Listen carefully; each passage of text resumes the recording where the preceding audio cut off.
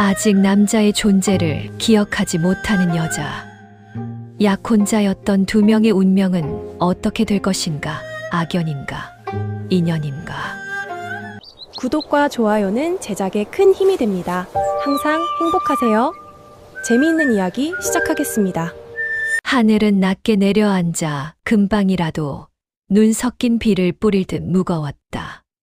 조선의 북쪽 끝자락, 바람조차 날카로운 칼날이 되어 살을 파고드는 북계의 작은 고을 은산.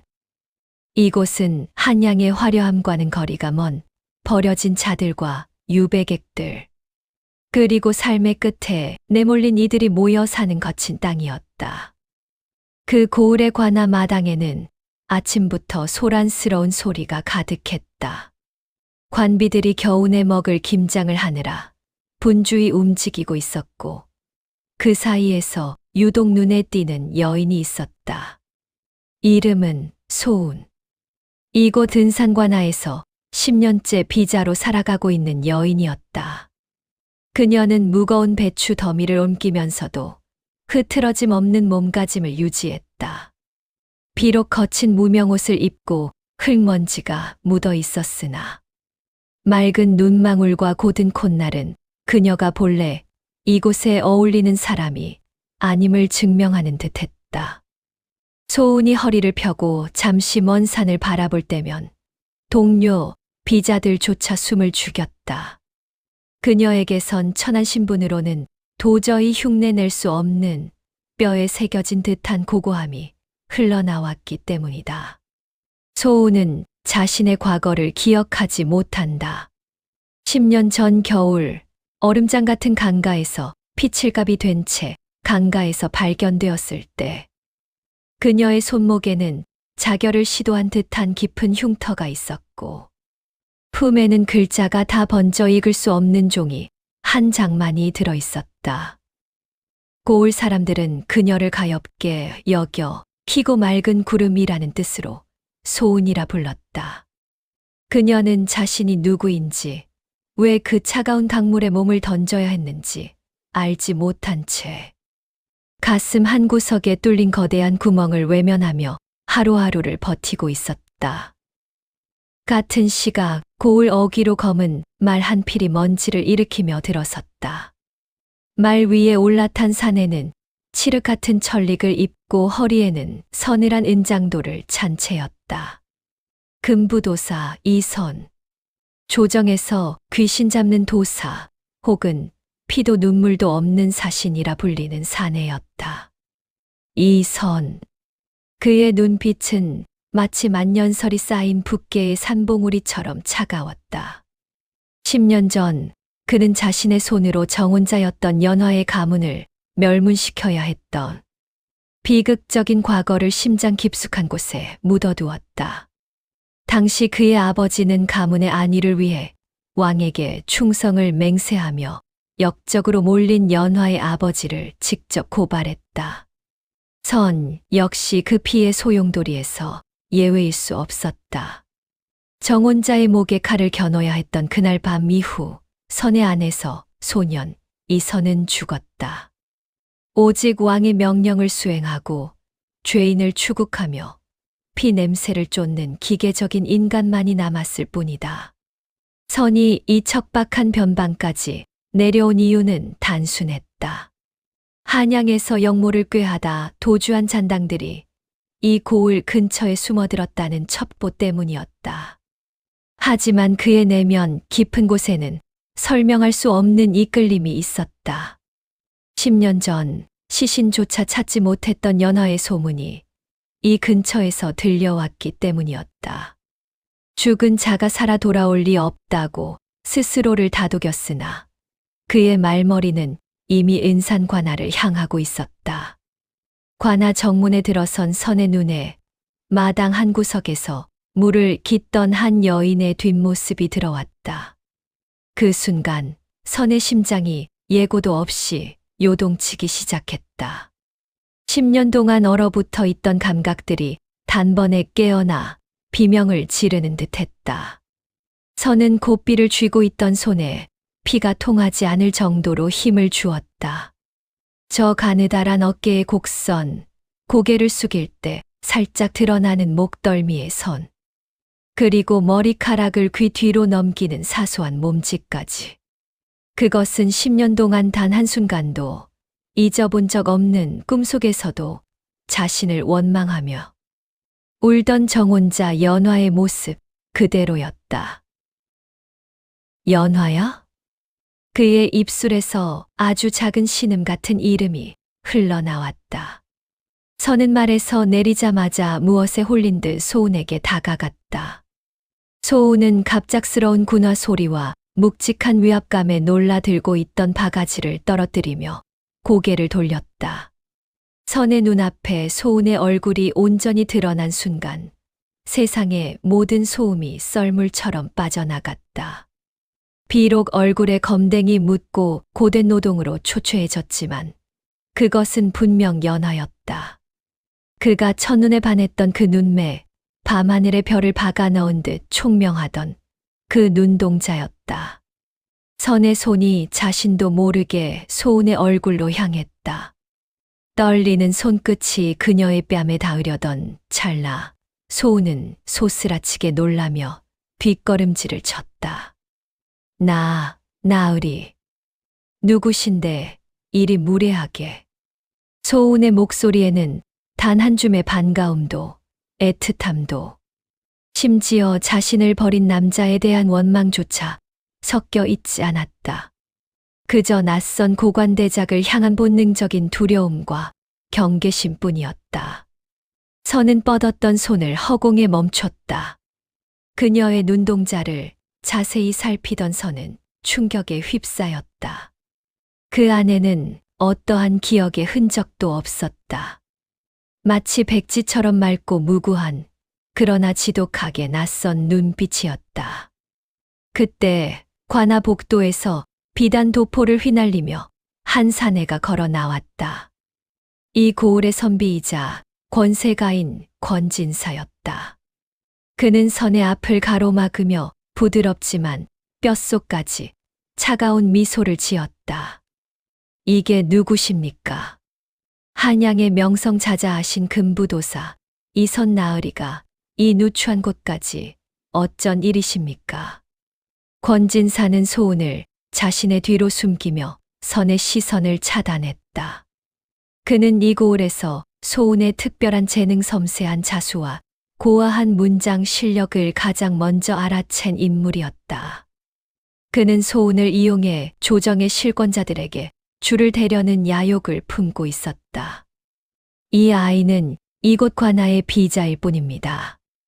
나으리께서 보실 만한 귀한 신분이 아니지요. 선은 권진사를 쏘아보았다. 두 사내 사이에 흐르는 긴장감은 당장이라도 불꽃이 튈 듯 팽팽했다.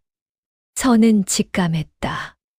이 여인이 연화가 맞다면, 그리고 그녀가 이곳에 살아있다면, 이것은 하늘이 준 마지막 기회이거나 혹은 가장 잔혹한 형벌일 것이라고. 선은 냉정하게 마음을 다잡으며 권진사의 도발을 쳐냈다. 그의 목소리는 낮고 위엄 있게 깔렸다. 역당의 잔당들이 이 인근 산세에 숨어들었다는 확증이 있다. 수색이 끝날 때까지 나는 이 관아에 머물며 모든 전권을 행사할 것이다. 그리고 선은 권진사의 어깨 너머로 소운을 응시했다. 내 수발과 거처의 관리는 저 아이에게 맡기도록 하지. 낯선 이의 손길은 믿지 못하는 성미라서 말이야. 권진사의 미간이 미세하게 떨렸다. 그것은 명백한 선전포고였다. 하지만 정삼품 금부도사의 명을 일개 지방 진사가 거역할 명분은 없었다. 소운은 영문도 모른 채 공포에 질려 고개를 깊숙이 숙였다. 선은 소운을 스쳐 지나가며 그녀의 손목을 보았다. 옷소매 사이로 살짝 비친 그곳에는 10년 전 정혼의 증표로 그가 직접 채워주었던 은팔찌 대신 흉측하게 비틀린 흉터만이 남아 있었다다. 그 흉터는 마치 그날의 비극이 끝나지 않았음을 선언하는 낙인 같았다. 밤이 깊어지자 북계의 바람은 더욱 흉포하게 울부짖었다. 선은과나 객방에 앉아 촛불 하나에 의지한 채 칼을 닦았다. 서늘한 칼날에 비친 자신의 눈은 괴물처럼 번뜩였다. 문 밖에서 조심스러운 발소리가 들리고 소운이 찻상을 들고 들어왔다. 방 안으로 스며든 차가운 공기와 그녀의 은은한 살구꽃 향기가 뒤섞였다. 선은 칼을 내려놓고 소운을 빤히 바라보았다. 소운은 찻잔을 내려놓는 손을 떨며 시선을 피했다. 너는 내 이름이 무엇이냐? 소운이라 하옵니다. 나으리. 소운.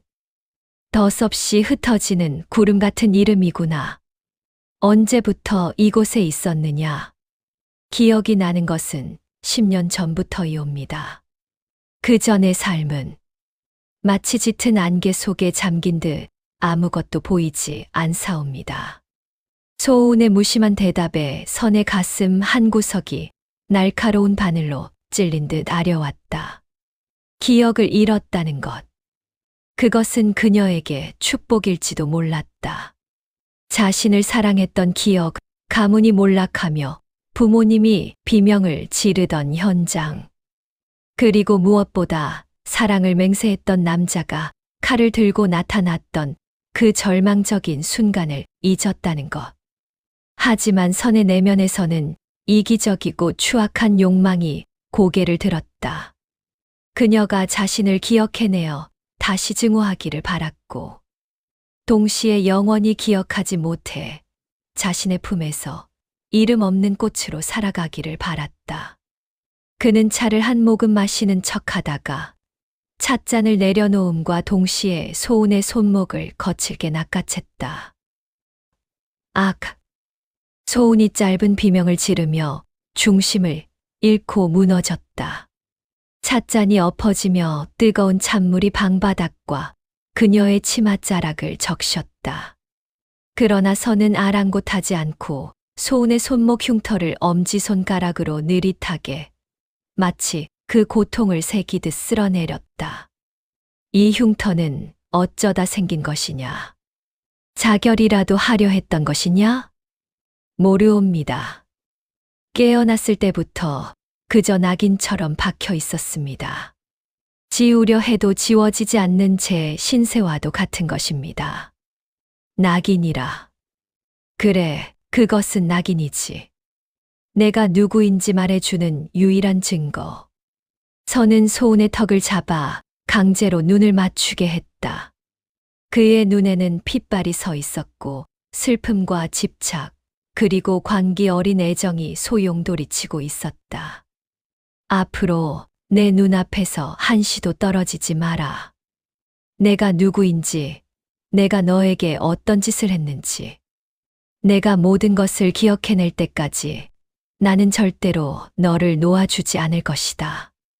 그것이 설령 너를 다시 죽이는 길이라 해도. 소운의 눈에 공포의 눈물이 맺혀 뺨을 타고 흘러내렸다. 그 눈물이 선의 손등에 닿는 순간 소운의 머릿속에 벼락 같은 환영이 스쳤다. 폭풍우 치던 밤 붉은 피가 낭자한 대청마루, 그리고 자신을 향해 천천히 다가오던 검은 그림자. 10년 전 멈췄던 죽음의 인연이 더 잔혹하고 지독한 향기를 풍기며 다시 돌아가기 시작한 순간이었다. 문 밖에서는 여전히 삭풍이 울부짖으며 죽은 꽃의 잔향을 흩뿌리고 있었다. 선이 관아에 머물기 시작한 이후 소운의 일상은 지옥과 천국을 오갔다. 선은 공무를 집행하는 시간 외에는 단 한순간도 소운을 곁에서 떼어놓지 않았다. 그는 서류를 읽으면서도 소운에게 먹을 갈게 하거나 밤늦게까지 등불을 밝히게 하며 그녀를 관찰했다. 나으리, 먹이 다 갈렸사옵니다. 이제 물러가도 되겠습니까? 소운이 조심스럽게 물었으나 선은 대답 대신 그녀의 손을 빤히 바라보았다. 먹이 묻어검게 얼룩진 소운의 손가락. 선은 불현듯 10년 전 곱게 분을 바르고 서책을 넘기던 연화의 하얀 손을 떠올렸다. 그는 말없이 자리에서 일어나 수건을 적셔 오더니 소운의 손을 거칠게 잡아 쥐었다. 씻거라. 너는 이런 더러운 것이 어울리는 몸이 아니다. 나으리, 저는 비자이옵니다. 흙을 만지고 먹을 묻히는 것이 제 소임인데 어찌. 내 눈앞에서는 아니다. 선의 호통의 소운은 어깨를 움츠렸다. 하지만 그녀의 손을 닦아내는 선의 손길은 목소리와 달리 더없이 세심하고 조심스러웠다. 소운은 혼란스러웠다. 자신을 범죄자 다루듯 차갑게 몰아붙이다가도 가끔 저렇게 무너져 내릴 듯한 눈으로 자신을 바라보는 이 사내의 정체가 무엇인지 알 수 없었다. 그때마다 가슴 한편이 찌릿하게 아파오는 이유도 알 수 없었다. 어느 날 오후 권진사가 선의 부재를 틈타 소운을 불러냈다. 그는 소운에게 비단 한 피를 건네며 은밀히 명령했다. 이번에 한양의 판서 어른께 보낼 선물이다. 내가 가진 그 기묘한 자수 솜씨로 나간도를 수놓거라. 이번 일만 잘 되면 너를 면천시켜 줄 수도 있다. 면천이라는 말에 소운의 눈이 번뜩였다. 그녀는 밤을 새워 비단의 술을 놓기 시작했다.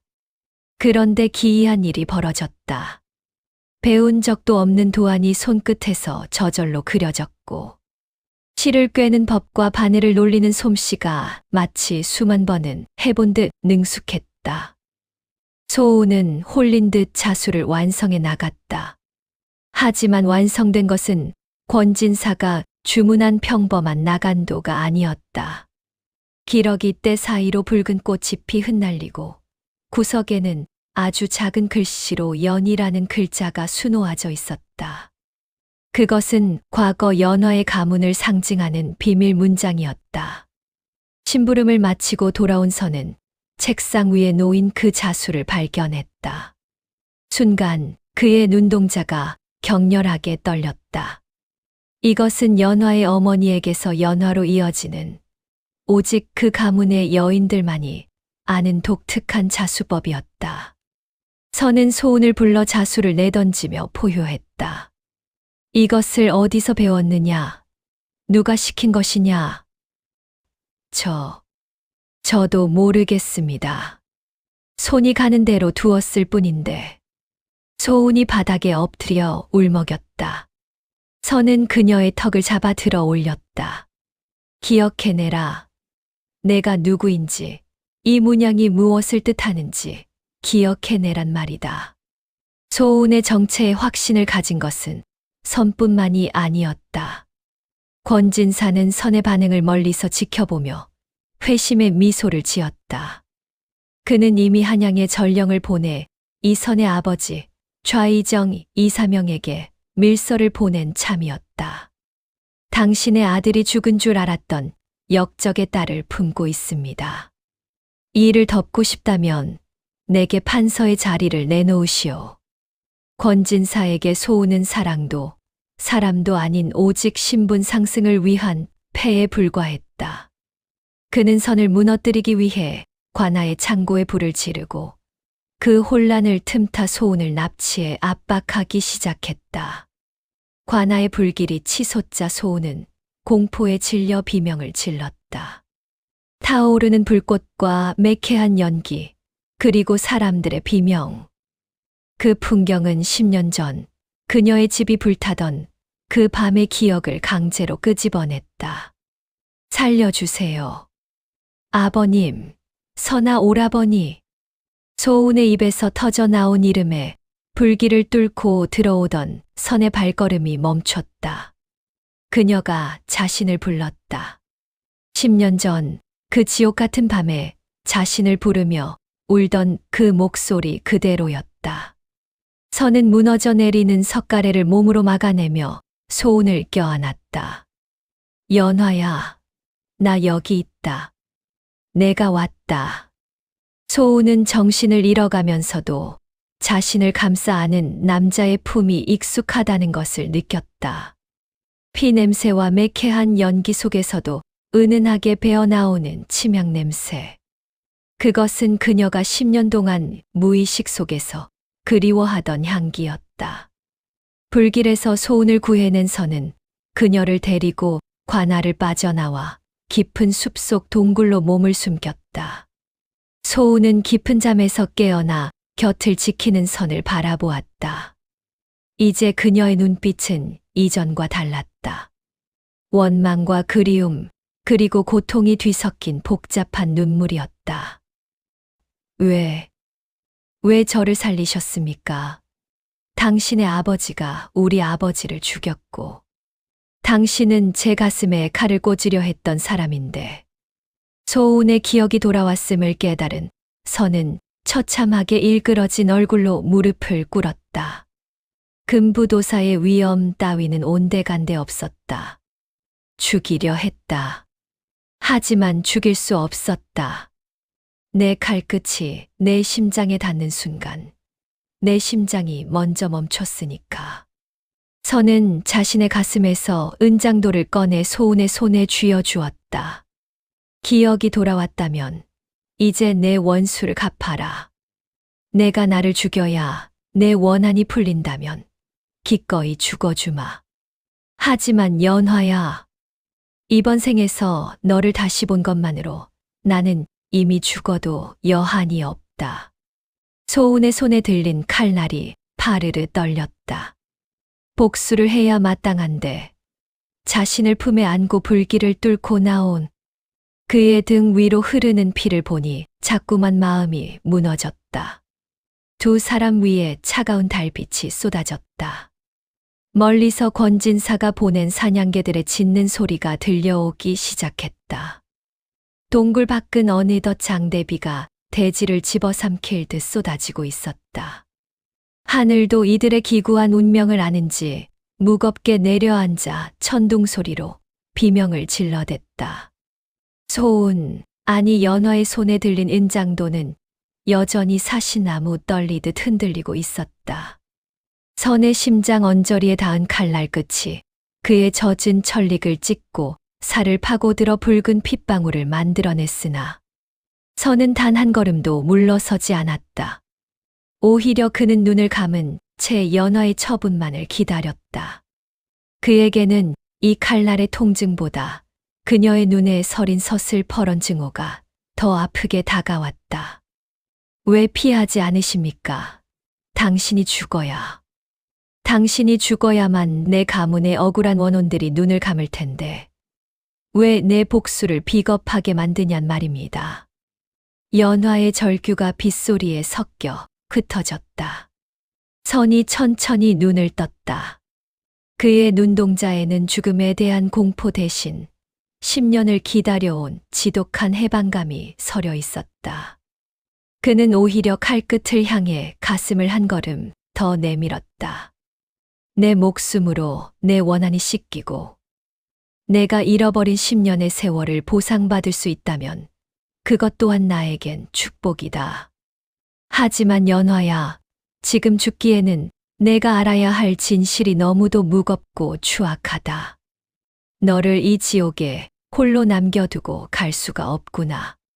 선은 연화의 떨리는 손에서 부드럽게 칼을 빼앗아 바닥에 던졌다. 쇳소리가 동굴 안을 울렸다. 그는 연화의 가녀린 어깨를 부서질 듯 움켜쥐었다. 나를 죽여도 좋다. 하지만 지금은 아니다.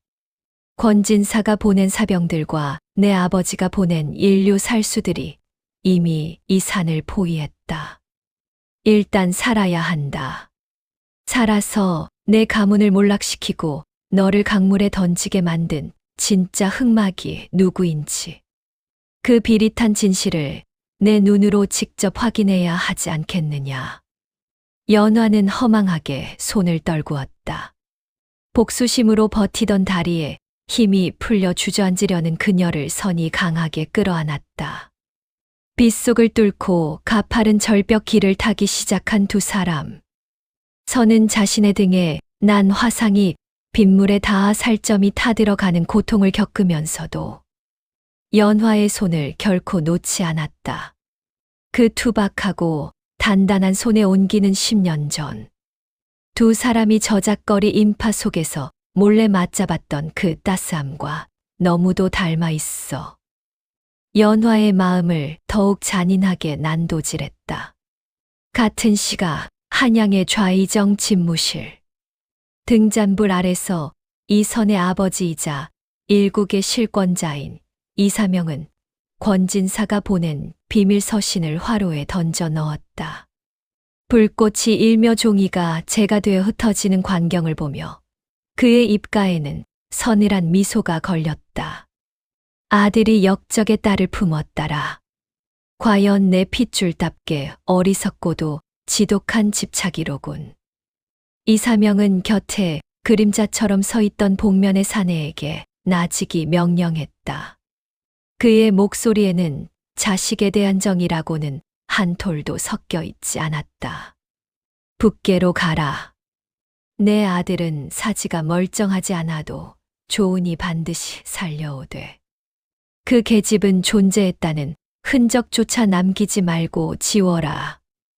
만약 선의가 저항한다면 다리를 분질러서라도 끌고 와라. 이 가문에 두 번의 영모란 있을 수 없다. 이사명에게 연화는 존재해서는 안 될 과거의 망령이었다. 10년 전 그는 왕의 신임을 얻어 이른지야. 만인지상의 자리에 오르기 위해 가장 절친했던 벗이자 연화의 아버지인 판서 조광조를 배신했다. 친구의 목을 치고 얻은 그 피 묻은 관복의 무게를 견디기 위해 그는 제 아들조차 사냥개로 키우며 도구로 써왔던 것이다. 아들이 사랑에 미쳐 진실을 파헤치는 것은 그가 쌓아 올린 공든 탑을 무너뜨리는 행위였다. 한편 관아의 화재 현장에서 소운을 놓친 권진사는 짐승처럼 울부짖으며 관기에 휩싸였다. 소운은 단순한 관비가 아니었다. 그녀는 그가 한양의 대감들에게 바칠 가장 값비싼 뇌물이자 좌의정 이사명의 목줄을 줄 수 있는 유일한 열쇠였다. 그는 자신의 계획이 틀어지자 더욱 위험하고 비열한 도박을 감행했다. 그는 북계의 악명 높은 산적 무리인 흑치단과 내통하여 금부도사 이 선을 역적과 공모하여 도주한 배신자로 둔갑시켰다. 이 선은 지금 역적 조광조의 여식을 데리고 청나라로 밀항하려 하고 있다. 그를 잡아오는 자에게는 내 전 재산은 물론 한양의 관직까지 약속하마 죽여서 가져와도 좋다. 그 증표만 확실하다면. 돈과 권력의 눈이 먼 산적들과 타락한 관군들이 횃불을 들고 숲을 샅샅이 뒤지기 시작했다. 빗줄기는 더욱 굵어졌고 선과 연화는 벼랑 끝으로 몰렸다. 뒤로는 천길 낭떠러지 아래 거친 강물이 포효하고 있었고 앞으론 살기를 띤 추적자들의 외침이 가깝게 들려오고 있었다. 추격을 피해 간신히 몸을 숨긴 초가집 뒷마당의 헛간. 선은 몰려오는 피로와 등 뒤에 극심한 상처로 인의 벽을 짚으며 비틀거렸다. 연화는 그를 부축해 안치고는 떨리는 손으로 그의 피 젖은 윗옷을 벗겼다. 불길 속에서 그녀를 감싸다 입은 화상이 짓물러 옷감과 살점이 엉겨 붙어 있었다. 연화는 자신의 치맛단을 찢어 고인 피와 빗물을 닦아냈다. 왜 이렇게까지 하시는 겁니까? 저는 당신의 가문을 무너뜨려야 할 역적의 딸이고 당신은 나를 추포해 압송해야 할 도사인데 왜 당신의 목숨을 깎아먹으며 나를 지키는 것입니까? 선이 창백한 안색으로 힘겹게 미소 지었다. 그의 손이 연화의 젖은 머리카락을 조심스럽게 쓸어 넘겼다. 역적의 딸이라니. 내 눈엔 그저 10년 전 꽃 같던 내 정혼자 연화일 뿐이다. 연화야, 사실 10년 전 그날 밤, 내가 너를 강물로 밀어 넣었던 건 너를 죽이려 함이 아니었다. 내 아버지의 칼날이 내 목에 닿기 직전 너를 어떻게든 멀리 보내려 했던 17살 소년이었던 나의 마지막 발버둥이었어. 너를 살리기 위해 너를 죽이는 연기를 해야 했던 내 심정을 내가 알까? 연화의 손이 멈췄다. 10년 전 차가운 강물 속으로 가라앉으며 보았던 선의 일그러진 얼굴. 그것은 사리가 아니라 절망적인 절규였다는 것을 이제야 깨달았다. 연화의 눈에서 굵은 눈물이 떨어져 선의 상처 위로 흘렀다. 당신도 나만큼이나 지옥 속에서 살고 있었군요. 나를 죽였다는 죄책감이라는 지옥 속에서. 너 없는 세상이 이미 나에겐 지옥이었다. 그러니 미안해하지 마라. 너를 다시 만난 것만으로도 나는 이미 구원받았다. 선은 떨리는 손을 들어 연화의 뺨을 어루만졌다. 두 사람의 입술이 닿을 듯 가까워진 순간 밖에서 숲을 헤치는 거친 발소리와 함께 화살이 문틈을 뚫고 들어와 기둥에 박혔다. 평화는 짧았고 죽음의 그림자는 다시 길게 드리워졌다. 찾았다. 여기 있다. 금부도사와 역적의 딸이다. 흑치단의 산적들과 이사명의 살수들이 초가집을 겹겹이 포위했다. 선은 다시 칼을 쥐고 일어섰다. 상처 입은 사자 같은 기세였다. 하지만 이번에는 혼자가 아니었다. 연화는 바닥에 떨어졌던 은장도를 다시 집어들고 선의 곁에 섰다. 나으리, 아니, 오라버니. 이제 저는 도망치지 않겠습니다. 당신 곁에서 당신과 함께 죽거나 혹은 살아서 끝까지 가겠습니다. 선은 연화의 결연한 눈빛을 보며 처음으로 호탕하게 소리내어 웃었다. 그는 자신의 손등을 가리고 있던 붕대를 풀어헤쳤다. 그곳에는 10년 전 두 사람이 정혼하며 몰래 나누었던 작은 꽃 문신이 흉터처럼 남아 있었다. 이 붉은 낙인이 우리를 다시 묶었으니 저승의 염라대왕인들 우리를 갈라놓겠느냐. 가자, 연화야. 선은 문을 박차고 나갔다. 빗속에서 번뜩이는 칼날과 흩날리는 붉은 피의 향연이 펼쳐졌다. 선은 한 마리 맹수처럼 적들을 베어 나갔고 연화는 그의 등 뒤에서 단검으로 빈틈을 메우며 함께 싸웠다. 두 사람의 호흡은 마치 10년을 함께 수련한 검객들처럼 완벽했다. 그러나 중과부적이었다. 싸움의 끝자락, 멀리 어둠 속에서 날아온 암전한 대가 선의 어깨를 깊숙이 관통했다. 나으리, 연화의 비명과 함께 선이 무릎을 꿇었다. 그들 앞에 나타난 것은 권진사가 아닌 한양에서 내려온 이사명의 최정예 살수들이었다. 그들은 산적들을 무참히 베어 넘기며 다가왔다.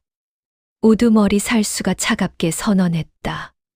좌이정 대감의 명이다. 여인은 그 자리에서 즉시 목을 치고 도사 나으리는 압송하라. 만약 저항한다면 시체가 되어도 좋다. 절망의 순간 연화는 쓰러진 선의 칼을 대신 집어들고 가슴에 품으며 살수들을 노려보았다. 그녀의 눈에는 더 이상 겁먹은 비자의 모습은 없었다. 가문을 잃고 이름조차 뺏겼던 여인이 오직 사랑하는 남자를 지키기 위해 기꺼이 검귀가 되기로 결심한 순간이었다. 그녀의 옷자락은 이미 적들의 피로 붉게 물들어 마치 만개한 연꽃처럼 빗속에서 찬연하게 빛나고 있었다. 한양으로 압송된 이 선은 해조차 들지 않는 을금부 지하 깊숙한 토굴에 던져졌다. 한때 왕의 눈과 귀가 되어 대궐을 호령하던 금부도사의 위엄은 온데간데 없었다. 그의 어깨에는 은산에서 맞은 화살촉이 여전히 박혀 있어 숨을 쉴 때마다 날카로운 통증이 폐부를 찔렀으나 옥졸들은 치료는커녕 그를 벽면에 박힌 녹슨 쇠사슬에 매달았다.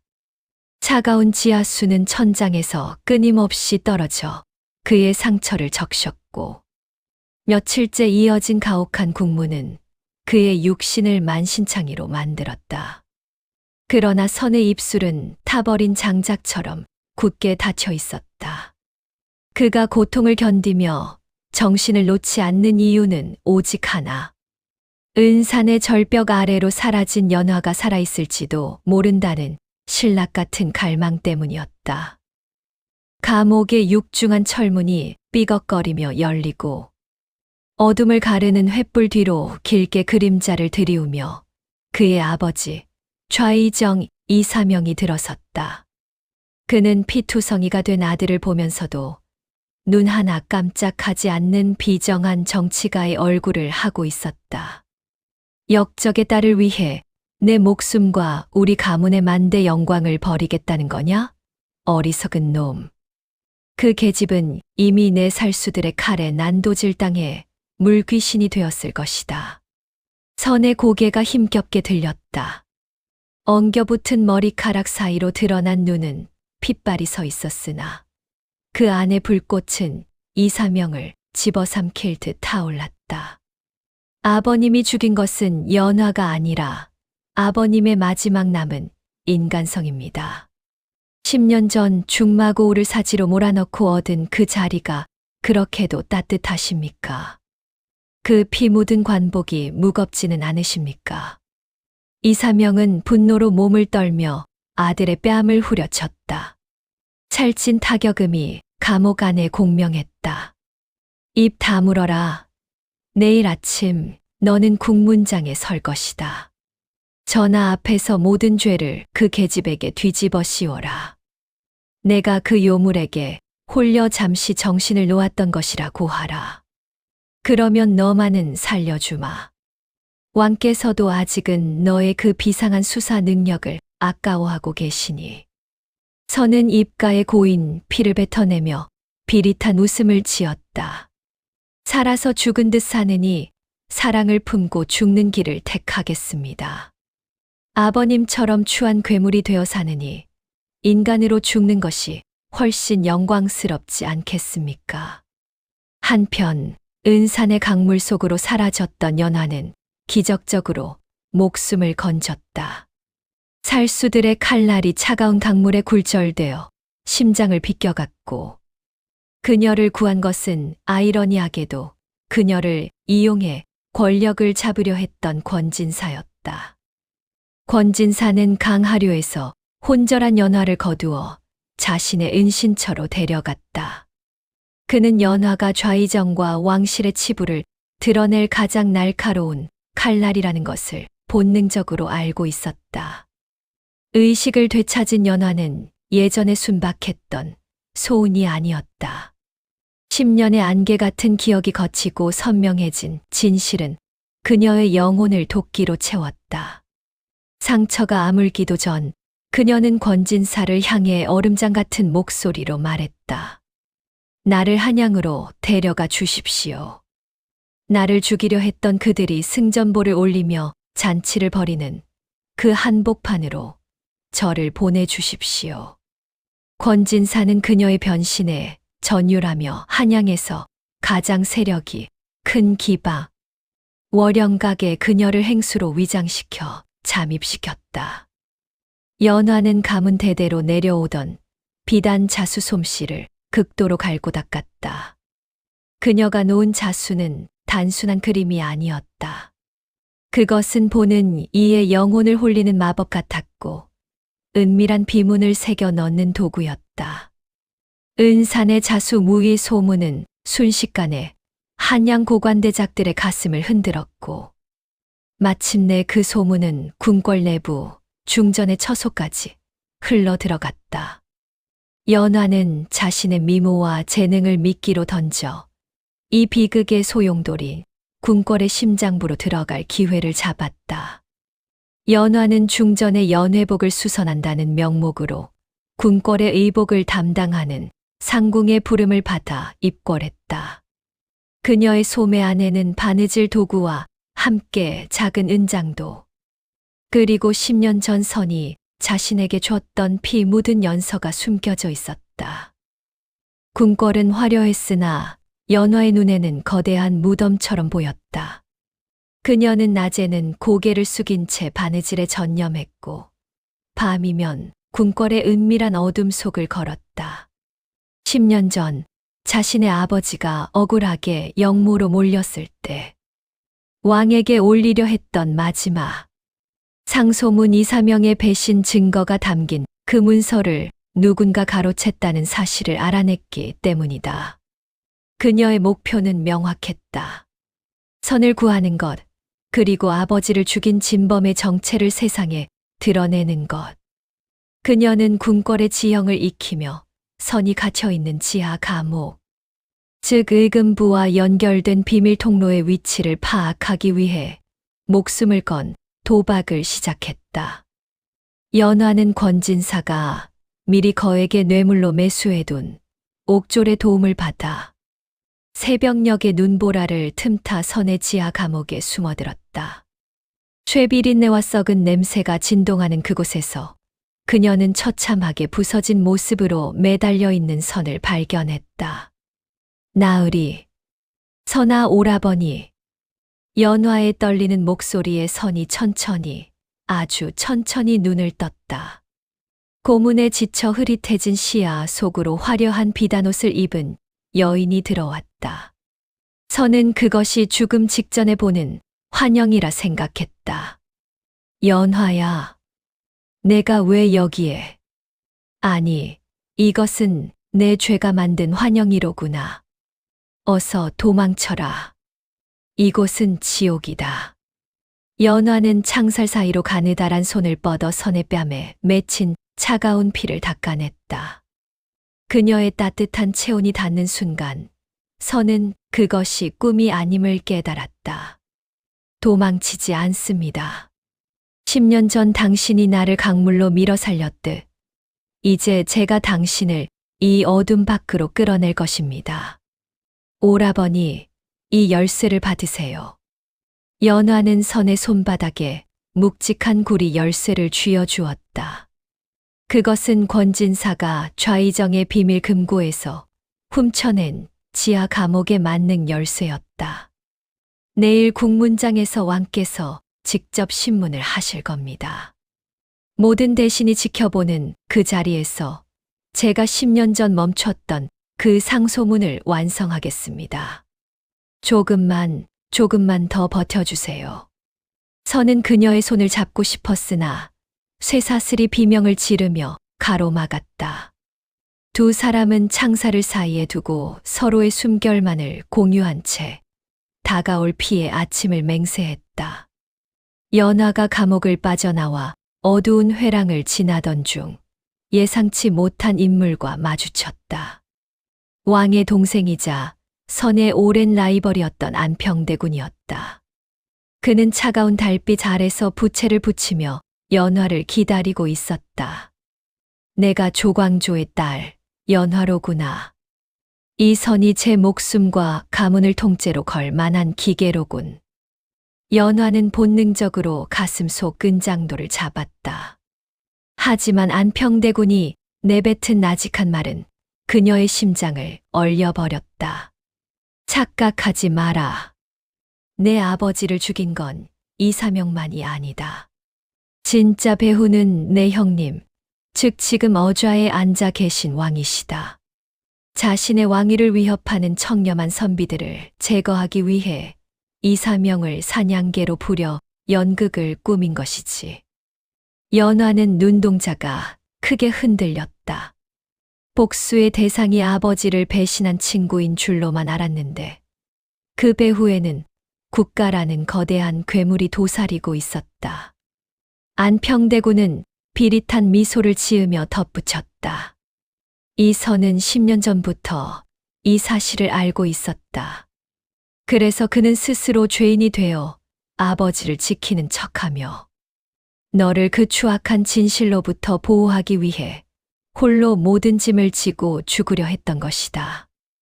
연화는 비로소 선의 모든 행동을 이해했다. 왜 그가 자신을 밀어내려 했는지, 왜 그토록 차갑게 굴었는지. 그는 자신을 잊고 평범한 소운으로 살게 함으로써 이 끔찍한 왕실의 비밀로부터 그녀를 구하려 했던 것이다. 멀리서 새벽을 알리는 종소리가 한양 도성에 울려 퍼졌다. 이제 몇 시간 뒤면 선의 목숨을 앗아갈 국문이 시작될 것이다. 연화는 결심했다. 왕의 권위로도 찢을 수 없는 가장 강인한 자수를 놓아 이 미친 세상을 뒤엎어버리겠노라고. 그녀의 눈에 서린 것은 이제 두려움이 아닌 모든 것을 불태울 결연한 살기였다. 창덕궁 앞들 무거운 정막 속에 국문장이 설치되었다. 하늘은 피를 머금은 듯 붉게 타오르며 저물어가고 있었고 그 아래 늘어선 만조백관의 얼굴에는 공포와 탐욕이 뒤섞인 기묘한 긴장감이 감돌았다. 한복판에는 온몸이 쇠사슬에 묶인 채 무릎을 꿇린 이선이 있었다. 하얀 소복은 이미 모진 고문으로 터져 나온 선혈로 붉게 물들어 있었으나 그의 눈빛만큼은 형형하게 살아있었다. 어좌에 높이 앉은 왕은 파르르 떨리는 손으로 술잔을 움켜쥐고 냉정한 눈빛으로 아래를 굽어보았다. 그 곁에는 승리를 확신하는 좌의정 이사명이 서 있었다. 이사명은 자신의 아들을 사지로 몰아넣으면서도 눈 하나 깜짝하지 않았다. 그에게 자식이란 권력을 지탱하는 기둥일 뿐이었고 그 기둥이 썩었다면 제 손으로 베어내는 것이 당연했다. 금부도사 이선은 들어라. 왕의 목소리가 국문장에 날카롭게 울려 퍼졌다. 너는 역적의 잔당을 숨겨주고 감히 과인을 기만했다. 또한 멸문된 가문의 여식을 품어 왕실의 기강을 어지럽혔으니 그 죄가 하늘에 닿는다. 마지막으로 기회를 주마. 그 계집의 행방을 고하고 너의 아비와 함께 죄를 뉘우치겠느냐? 그리하면 내 목숨만은 보존해 주마. 선의 입술이 비틀리며 피 섞인 웃음이 터져 나왔다. 그는 고개를 들어 왕의 눈을 똑바로 응시했다. 전하께서 진정으로 두려워하시는 것이 무엇입니까? 저작거리에 가녀린 여인입니까? 아니면 10년 전 왕위를 찬탈하기 위해 전하의 손에 묻혔던 수많은 벗의 피입니까? 권력이라는 허상을 지키기 위해 산 자를 죽은 자로 만들고 죽은 자를 다시 불러내어 죽이려 하시는 전하의 모습이 가련할 뿐입니다. 국문장이 술렁이기 시작했다. 이사명이 당황하며 저 입을 닥치게 하라 고 소리쳤으나 그 순간 궁궐 정문을 지키던 금군들의 비명과 함께 거대한 함성이 터져 나왔다. 궁궐의 정문을 뚫고 한 여인이 나타났다. 눈부시게 화려한 당의를 입었으나 그 자태는 마치 전쟁터를. 누비는 여전사처럼 서슬퍼런 기운을 뿜어내고 있었다. 소운, 아니 연화였다. 그녀의 손에는 칼 대신 누렇게 바랜 종이 한 장이 들려 있었다. 멈추어 주십시오. 여기 10년 전 묻혔던 진짜 영모의 증좌가 있습니다. 연화의 외침에 군사들이 그녀를 에워쌌으나 그녀는 거침없이 왕의 어좌 앞으로 다가갔다. 그녀가 머리 위로 높이 든 것은 10년 전. 선이 그녀를 강물로 밀어 넣을 때 품에 넣어 주었던 바로 그 종이었다. 선조차 그것이 단순한 작별의 연서인 줄로만 알았던 물건이었다. 이 종이는 글자가 번져 읽을 수 없는 쓰레기가 아닙니다. 제 아버님께서 돌아가시기 직전 목숨을 걸고 남기신 상소문이자 이 나라의 근간을 뒤흔들 미략서입니다. 연화는 주저없이 곁에 있던 향로의 불꽃 위로 종이를 갖다 댔다. 대신들이 경악하며 제지하려 했으나 열기가 닿는 순간 기적이 일어났다. 아무것도 보이지 않던 백지 위에 붉은 선열 같은 글씨들이 선명하게 살아나기 시작했다. 그것은 연화의 가문인 안동 김씨 일문에서만 전수되던 특수한 비문법. 백반과 특수 약재를 섞어 열이 닿아야만 드러나는 은밀한 기록이었다. 이곳에는 전하께서 형님을 시해하고 왕위에 오르기 위해 좌의정 이사명과 나눈 비밀 협약, 그리고 그 과정에서 충신들을 역적으로 몰아 제물로 삼은 명단이 적혀 있습니다. 전하, 이래도 저를 역적의 딸이라 부르시겠습니까? 왕의 얼굴은 찰나의 잿빛으로 변했다. 이사명은 전율하며 군사들에게 명했다. 저 미친년을 당장 베어라. 역당의 농간이다. 하지만 칼날이 연화에게 닿기 직전 감옥을 탈출해 매복하고 있던 선의 신복들과 안평대군의 사가, 군사들이 골담을 넘어 들어와 국문장을 장악했다. 이제 상황은 역전되었다. 아직도 깨닫지 못하셨습니까? 선은 어느새 연화가 몰래 건네준 열쇠로 속박을 풀고 일어서 있었다. 그는 곁에 있던 군사의 칼을 빼앗아 차갑게 빛나는 칼날을 제 아버지 이사명의 목에 겨누었다. 백성의 눈을 잠시 가릴 수는 있어도 도도히 흐르는 역사의 강물을 막을 수는 없는 법입니다. 아버님, 이제 그만 무거운 욕망의 짐을 내려놓으십시오. 자식을 죽여가며 지키려 했던 그 자리가 얼마나 비릿하고 더섭는 피의 재단이었는지 보십시오. 이사명은 허망했다. 평생을 바쳐 쌓아 올린 권력의 탑이 자신이 가장 무시했던 계집의 손에 들린 종이 한 장과 자신이 가장 아꼈던 아들의 칼끝 아래 무너지고 있었다. 그는 실성한 듯 웃음을 터뜨렸다. 그래, 내가 너를 사자로 키웠거늘 결국 그 이빨이 내 목을 물 줄이야. 이 또한 하늘의 뜻이더냐. 왕 역시 무너져 내렸다. 사방을 에워싼 군사들과 대신들의 의혹 어린 시선, 그리고 결정적인 증거 앞에 그는 더 이상 권위를 지탱할 힘이 없었다. 안평대군이 앞으로 나서며 왕에게 양위를 압박했고 10년을 이어온 피의 정치는 그렇게 허무한 종말을 고했다. 궁궐은 대혼란에 빠졌으나 선과 연화는 그 권력의 중심에 서기를 거부했다. 선은 연화의 손을 잡고 국문장을 빠져나왔다. 그들이 가진 상소문은 왕실을 통째로 무너뜨릴 수도, 선이 새로운 권력의 실세가 되게 할 수도 있는 치명적인 무기였다. 그러나 연화는 선의 손등에 새겨진 깊은 흉터와 낙인을 보았다. 복수는 그들의 가슴에 또 다른 구멍을 낼 뿐임을 그녀는 누구보다 잘 알았다. 연화는 타오르는 화로 속에 그 상소문을 던져 넣었다. 복수는 또 다른 피를 부르고 진실은 때로 산 사람의 목을 조르는 법입니다. 오라버니, 이제 우리는 죽은 자들의 원혼을 달래는 이름이 아니라 오직 살아있는 사람의 이름으로 살아가요. 과거에 묶인 연화도 기억을 잃은 소운도 아닌 10년 동안 두 사람을 올가매었던 가문의 비극, 배신, 증오, 그리고 지독한 낙인이 그 불길 속에서 재가 되어 흩어졌다. 권력의 눈먼 자들이 서로를 물어뜯으며 새로운 주인을 찾느라 분주한 사이, 두 사람은 아무도 찾지 못할 먼 곳을 향해 말을 달렸다. 계절이 바뀌고 세상의 소요가 잦아들 무렵 다시 눈이 내리는 겨울이 찾아왔다. 북계의 끝자락, 지도에도 나오지 않는 작은 산골 마을에 평범한 부부가 살고 있었다. 남자는 투박한 옷을 입고 산에 올라 나무를 해왔으며, 여자는 따뜻한 아랫목에서 섬세한 자수를 놓아 장터에 내다 팔았다.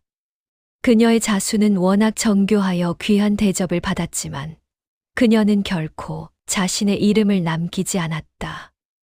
마을 사람들은 그들이 한때 조선을 뒤흔들었던 전설적인 금부도사와 역적의 딸이라는 사실을 꿈에도 몰랐다. 그저 서로를 바라보는 눈빛이 유달리 깊고 비 오는 날이면 남편이 아내의 손목에 난 흉터를 소중히 어루만지며 밤새 이야기를 나누는 금슬 좋은 부부로만 알고 있었다. 보름달이 유난히 크게 뜬 어느 밤, 두 사람은 마을 앞을 흐르는 강가에 나란히 앉았다. 강물 위로 달빛이 부서지며 마치 수만 개의 은하수가 지상으로 내려온 듯한 장관이 펼쳐졌다. 오라버니 기억나세요? 10년 전 그 차가운 강물 속으로 가라앉으며 저는 세상 모든 빛이 꺼졌다고 생각했어요. 당신이 저를 밀어 넣었을 때 원망보다 무서웠던 건 당신을 다시 볼 수 없다는 사실이었죠. 서는 연화의 어깨를 감싸 안으며 그녀의 정수리에 깊은 입맞춤을 남겼다. 나 역시 그랬다. 하지만 강물은 멈추지 않고 흘러 결국 우리를 이 자리에 다시 데려다 놓았구나. 이제 더 이상 숨지 않아도 된다. 내 이름은 소운도 연화도 아닌 그저 나의 숨결이자 삶일 뿐이니까. 연화는 선의 가슴에 얼굴을 묻고 눈을 감았다.